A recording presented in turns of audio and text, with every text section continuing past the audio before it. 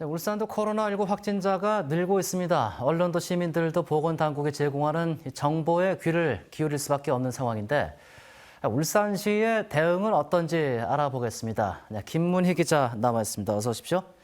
자, 오늘 네 번째 확진 환자 나오면서 동구보건소가 폐쇄가 됐습니다. 보건소가 이렇게 폐쇄가 되면은 검사가 필요한 주민들은 그럼 어디로 가야 되나요?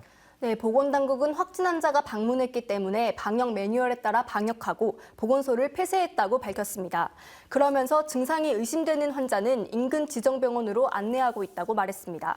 그런데 선별진료소 설치에 문제를 지적하지 않을 수 없습니다. 동구보건소의 경우 선별진료소를 보건소 안에 설치했는데요. 이 때문에 보건소 전체를 폐쇄해야 했습니다. 만약 선별진료소를 보건소 밖에 설치했다면 이 같은 일은 없었겠죠. 처음부터 대처가 안일했다는 지적입니다. 네. 그런데 만약에 구군에서 확진 환자가 무더기로 발생을 하면은 물론 그런 일이 있으면 안 되겠지만은 그런 상황이 된다면은 그런 보건소 선별 진료소는 전부 다 폐쇄를 하게 되는 건가요? 그렇진 않습니다. 예. 권고사항이기 때문에 의료진이 판단에 따라서 검사를 이어갈 수 있습니다. 첫 확진 환자가 방문했던 중구보건소는 방역을 하고 선별진료소를 3시간여 동안 일시 폐쇄한 뒤 다시 환자들을 받았습니다. 네. 그런데 보건소가 이게 환자를 제대로 응대하지 않고 그냥 돌려보냈다 그런 얘기도 있던데 무슨 얘기인가요? 네, 그렇습니다. 북구에 거주하는 50대 여성이 목에 통증을 느껴서 보건소를 찾았는데 약국으로 가라는 안내를 받았다는데요.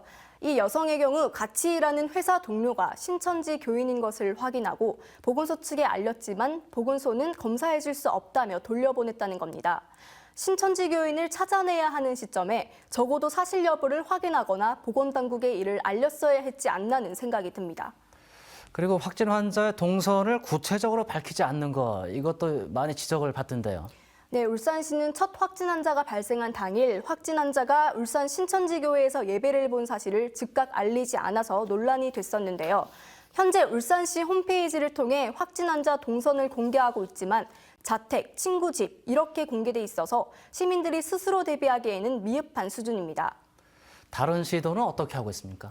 영천시 확진 환자 2명이 울산을 방문했던 것이 확인됐었죠. 예. 영천시는 기본적으로 확진 환자의 소재지, 어느 아파트 몇 동에 거주하는지까지 공개하고 있습니다.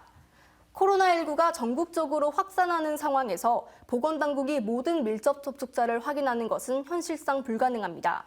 확진자 경로를 시간대별로 구체적으로 밝혀야 본인이 스스로 의심하고 보건당국에 신고하는 구조를 만들 수 있을 것으로 보입니다. 네. 자, 지금까지 김문희 기자였습니다.